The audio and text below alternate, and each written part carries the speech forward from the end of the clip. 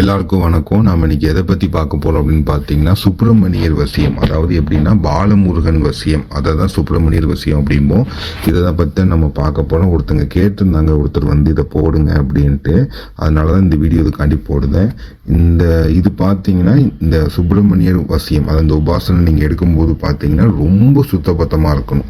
அதாவது நீங்கள் மற்ற உபாசனை இப்போ நார்மலாக நீங்கள் ஒரு முருகர் உபாசனை எடுக்கிறீங்க, அந்த மாதிரி எடுக்கிறத இது வந்து பாலமுருகன், அந்த குழந்தை வடிவத்தில் இருக்க அந்த சின்ன வயசுல இருக்கிற முருகரை வந்து நம்ம உபாசனை எடுக்கிறது. இது வந்து ரொம்ப அதிகமான சுத்தபத்தமாக நீங்கள் இருக்கணும். இந்த பூஜை வந்து பார்த்தீங்கன்னா உங்களுக்கு வந்து காலையில் நைட்டு, அதாவது காலை மாலை, நைட்டில் காலை மாலை 2 வேளை வந்து நீங்கள் செய்யணும். இந்த பூஜை வந்து மந்திரம் வந்து ரொம்ப சின்ன மந்திரம், ஆனால் காலையில் 1008 சாயங்காலம் 1008 நீங்கள் செஞ்சே தீரணும். அதே மாதிரி ஒரு நேரத்து சாப்பாடு தான் நீங்கள் சாப்பிடணும், மற்றபடி நீங்கள் எதுவுமே சாப்பிடக்கூடாது.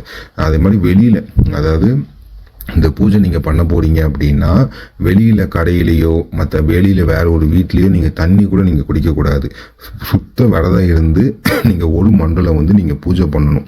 இதுக்கு வந்து டெய்லி வந்து நீங்கள் அதுக்கு படையல் போட்டு, நம்ம நார்மலாக வைக்கிற அவள் பொடிக்கெல்லாம் அந்த மாதிரி நம்ம வெத்தலை பாக்கு பல வகைகள் எல்லாம் வச்சு நீங்கள் டெய்லி படையல் போட்டு நீங்கள் பூஜை பண்ணுற மாதிரி இருக்கும் இந்த பூஜை வந்து. அதே மாதிரி இந்த பூஜை நீங்கள் பண்ணும்போது எப்படின்னா, அதாவது உரப்பு ரொம்ப அதிகமாக இருக்கிற பொருளை வந்து நீங்கள் எடுத்து சாப்பிடக்கூடாது. இந்த நீங்கள் சுப்பிரமணியர் பூஜை உபாசனை நீங்கள் எடுக்கீங்க அப்படின்னா, உரப்பு அதிகமாக இருக்கிற பூஜையை வந்து நீங்கள் வந்து சாப்பிடாம நார்மலாக இருக்கிற ஒரு நேரத்துக்கு ஒரு பொழுது சாப்பாடுமே நார்மலாக இருக்கிற மாதிரி. உங்களுக்கு எப்படி சொல்லணும்னா, பால், அதுக்கப்புறம் பார்த்தீங்கன்னா உங்களுக்கு அது நாங்கள் சில விஷயங்கள் சொல்லுவோம், அந்த மாதிரி நீங்கள் ரெடி பண்ணி தான் நீங்கள் சாப்பிடணும். சும்மா சாப்பாடு சோறு அப்படி சாப்பிடக்கூடாது. அந்த ஒரு வேளை சாப்பாடுமே என்ன சாப்பிடணும் நாங்கள் சொல்லுவோம். உபாசனை எடுக்கிறதா இருந்தால் அதை தான் நீங்கள் சாப்பிடணும். அதே மாதிரி இந்த பூஜை பண்ணும்போது தேவையில்லாமல் எந்த பிரச்சனைக்கும் நீங்கள் போகக்கூடாது. அதே மாதிரி எந்த ஒரு கெட்ட விஷயங்களும் ஈடுபடக்கூடாது. அதாவது சிலவங்க மாலை போட்டிருப்பாங்க, ஆனால் தண்ணி அடிக்க மாட்டாங்க, சிகரெட் வைப்பாங்க, கணேஷ் வைப்பாங்க, இது புகையில வைப்பாங்க, அப்படிலாம் எதுவுமே இதில் இருக்கக்கூடாது. இல்லை நான் அப்படி இல்லை, எனக்கு வந்து நான் தண்ணிலாம் அடிக்கல மாட்டேன், 48 நாள் கரெக்டாக இருந்துருவேன், நான் சிகரெட் மட்டும் அடிப்பேன், புகையில வைப்பேன் அப்படின்னா கண்டிப்பாக சித்தியே ஆகாது. நீங்கள் 48 நாள் கஷ்டப்படுறது வேஸ்ட்டு. 48 நாள் ரொம்ப சுத்த பூஜையாக இருக்கணும் இந்த பூஜை வந்து. அதே மாதிரி இப்போ நீங்கள் வீட்டில் வச்சு தாராளமாக அந்த பூஜை பண்ணலாம்.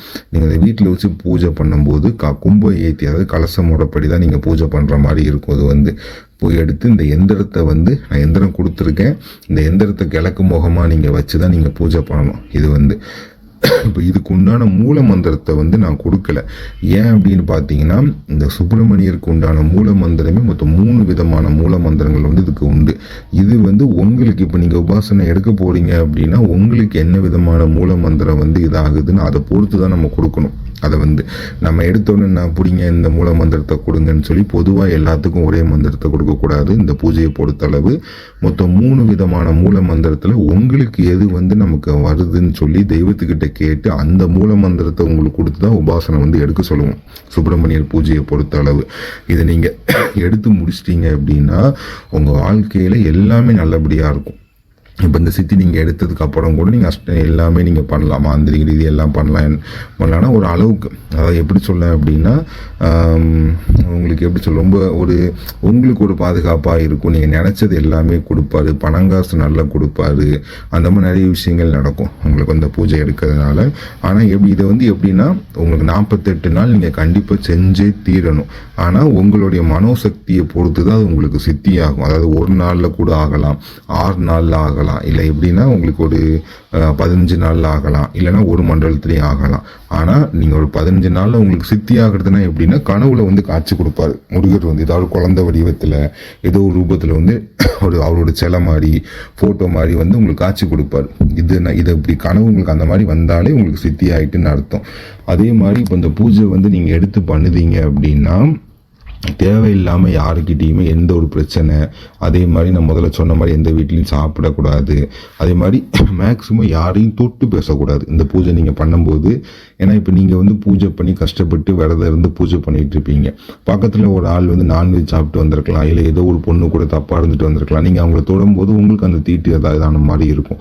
அதனால் இந்த ஒரு பூஜைக்கு மட்டும் பார்த்தீங்கன்னா ரொம்ப சுத்தமாக நீங்கள் கடைப்பிடிச்சி நீங்கள் வந்து பூஜை பண்ணுற மாதிரி இருக்கும். இது வந்து 2 2 வேளை கண்டிப்பாக செய்யணும். 2 வேளை, அதாவது காலையில் 1008 சாயங்காலம் 1008 கண்டிப்பாக நீங்கள் செஞ்சே தீரணும்.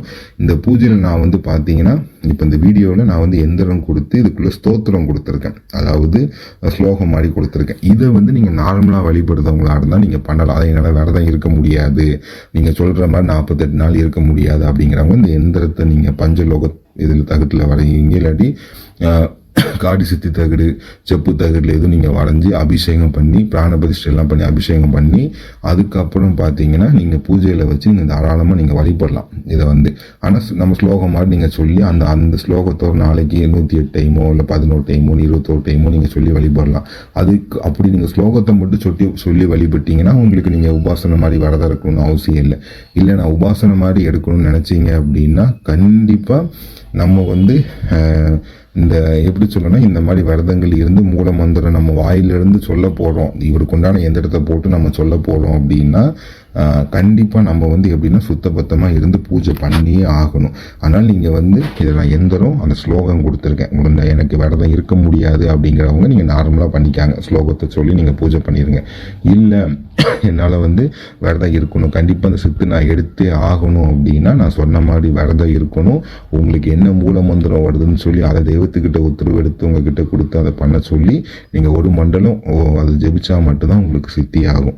இதை உங்களுக்கு நீங்கள் இதை மாதிரி பண்ண நினச்சிங்கன்னா நீங்கள் எந்திரம் போட்டு ஸ்லோகத்தை சொல்லி பூஜை பண்ணுங்கள். இல்லை உபாசனை மாதிரி எடுக்க போனீங்கன்னா கண்டிப்பாக தொடர்பு கொண்டு பேசுங்க, உங்களுக்கு அதுக்கு உண்டான விஷயங்கள் எல்லாம் ரெடி பண்ணி கொடுத்து நான் செஞ்சு கொடுக்கேன். நன்றி, வணக்கம்.